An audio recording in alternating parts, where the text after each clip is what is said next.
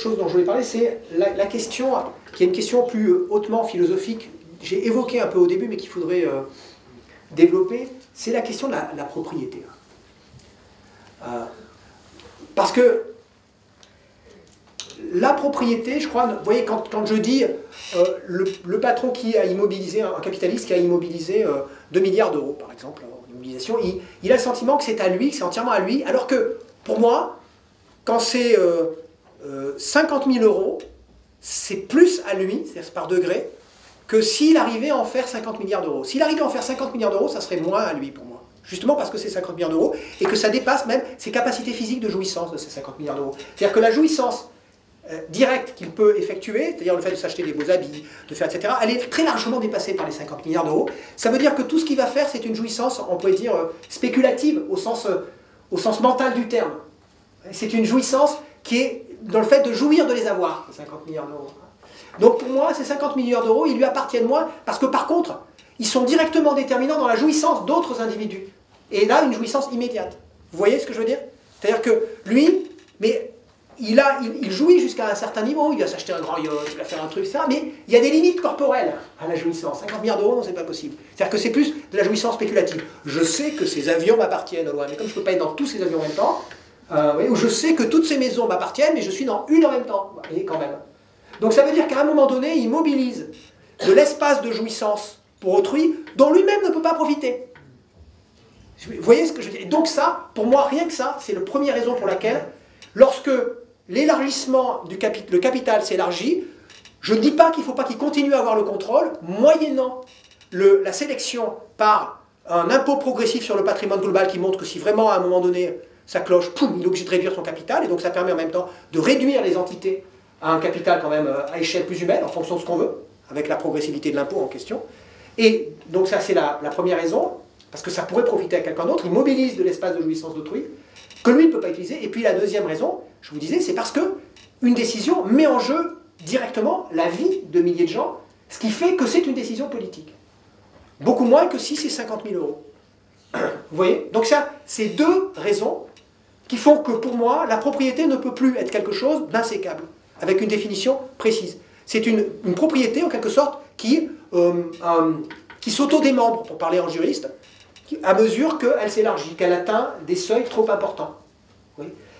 Et finalement, quand on réfléchit, je me demande s'il ne faudrait pas changer le sens même de la propriété pour considérer que ce qu'on appelle propriété, c'est un emprunt relatif. Un emprunt à terme. On emprunte une partie de la réalité qui nous est donnée, de l'environnement. Et donc cet emprunt, le fait de le considérer comme ça, psychologiquement, ça permettrait de comprendre que puisque ça a été emprunté pendant notre vie et qu'on a le droit d'en jouir, parce qu'on a réussi à faire un certain nombre de choses, c'est pas forcément pour ces raisons-là qu'on a le droit systématiquement d'en transmettre la totalité à ses enfants, par exemple. Alors que c'est incompréhensible aujourd'hui du point de vue instinctif de c'est ma propriété, je la transmets à mes enfants, j'ai travaillé toute ma vie pour mes enfants, etc. Je sais qu'on ne pourrait pas l'enlever complètement, mais on pourrait limiter déjà en disant mais quelque part c'est un emprunt qui a été fait. Et donc tout ce que ça permettrait de résoudre aussi la question de la multitude des perspectives de propriété sur un même objet. Je vous disais l'exemple de l'architecte qui a fait cette maison, qui pourtant il y a un individu qui habite cette maison qu'il a achetée, et puis un photographe qui va le faire, et puis on pourrait même imaginer ensuite un peintre qui utilise la photographie pour peindre quelque chose, et puis à l'infini.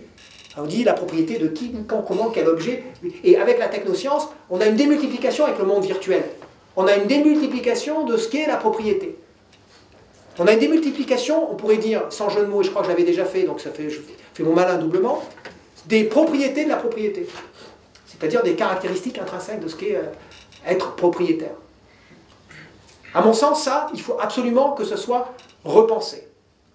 Mais il ne faut pas être dans... Le problème, c'est que quand on dit ce qu'on dit, ce que je dis là, je risque, je le sais, souvent dans ce que je dis, j'ai cette tendance à me mettre à dos à la fois ceux qui s'estiment être du côté des salariés parce qu'ils ont le sentiment que je suis pour détruire le système, et ils me mettent immédiatement dans la case, parce que c'est facile, du néolibéral obsédé par le capitalisme, etc. Et puis en même temps me faire détester par les capitalistes et les patrons parce que je remets en cause la transmission du patrimoine, qui est le truc bourgeois par excellence, le vieux rêve absolu de tout bourgeois qui a le sentiment, dans un rapport familialiste bourgeois, d'avoir justifié sa vie parce qu'il a travaillé pour ses enfants, qui eux-mêmes vont travailler pour leurs enfants et pour leurs enfants, pour leurs enfants, pour leurs enfants, ad infinitum.